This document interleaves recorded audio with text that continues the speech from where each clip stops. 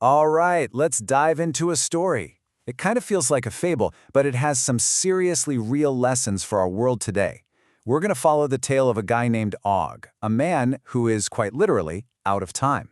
And we'll see what his journey can teach us about culture, about change, and yeah, about the modern workplace. So you're probably thinking, a caveman? What can he really teach us about corporate culture? It might sound like the start of a bad joke, but the connection is actually surprisingly sharp. We're about to see what happens when instincts that were forged in the Stone Age smash right into the policies of the 21st century.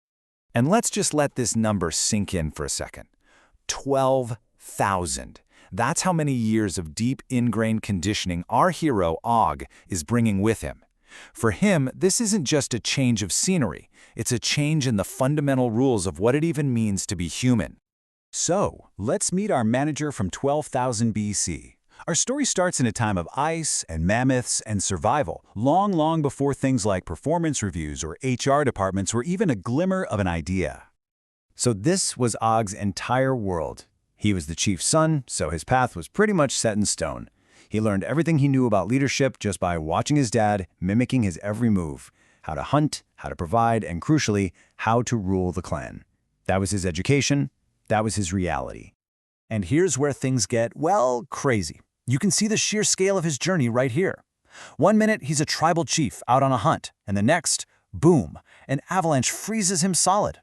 12 millennia pass by in what feels like an instant, and he wakes up in our world, a living fossil. Okay, so to really get why Og struggles so much, we have to understand the rulebook he was playing by. The world that shaped him, the world that hardwired his brain, was fundamentally different from ours. Just look at this contrast. It's night and day, right? Og's world was all about command and control. The chief's word was absolute law. Physical force was authority. If he disagreed, well, that could be a death sentence. Today, we're aiming for collaboration, empathy, and feedback. It is a complete 180 from everything he ever knew.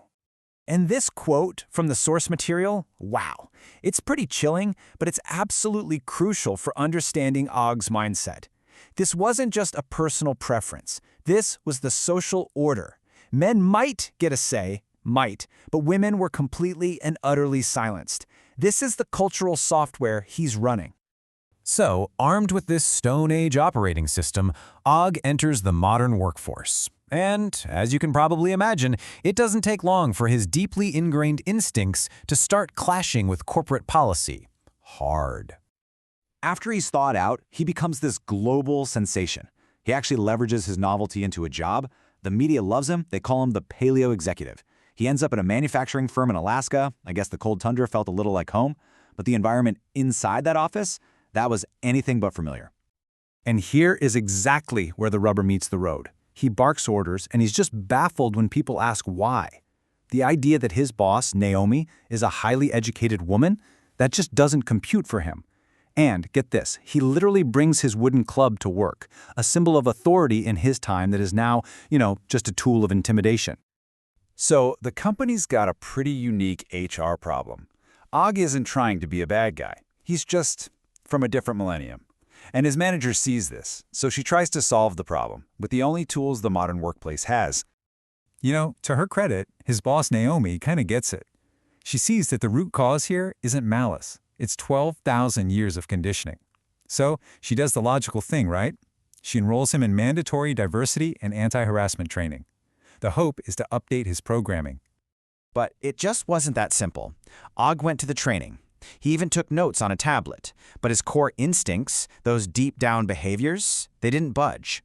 A so-called joke he made, something that would have been normal in his world, earned him a final warning. Then a public outburst at an engineer was the last straw. The training just couldn't overwrite 12 millennia of conditioning in a few hours. Okay, so Og's story is a fascinating parable, right? But what's the actual lesson here for us living in the 21st century? Let's break down the real moral of this story. I know it sounds so simple, almost like a cliche, but Og's spectacular failure is an extreme example of this very basic truth. His habits weren't just old, they were ancient. They were woven into the very fabric of who he was. And this brings us to the key idea here, cultural wiring. Og's problem was his cultural wiring. And you know what? It's our problem too. We may not have been frozen in ice for millennia, but every single one of us carries biases and beliefs that have been conditioned by our own environments, passed down through generations. So if a training course couldn't fix OG, what is the answer? Well, the story suggests that policies and training modules are just the start. They're not the fix. Real genuine change isn't a one-day event. It is a constant, ongoing process. It takes patient, conscious unlearning and daily practice, and it needs to be supported by a culture where we're all willing to hold each other accountable day in and day out. And this is really the thought I want to leave you with. Og is an extreme example, a caricature for sure, but his story makes us ask a really hard question.